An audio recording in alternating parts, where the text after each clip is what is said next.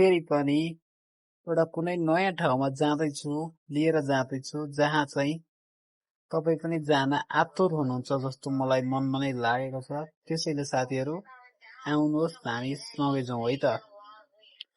गाडी अब सुरु हुन्छ यो ठाउँदेखि त लेट्स गो साथीहरू।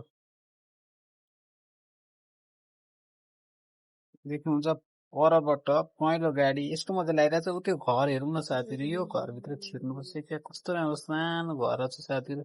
ला साथीहरू म त घरभित्र छिरेँ तर यहाँ त नछिर्नु पर्ने ठाउँमा छिरेछु यार गाइस। यो ठाउँ त म छिर्ने भन्दा नि यो घरमा चाहिँ उत्रेर जानु पर्ने साथीहरू होइन।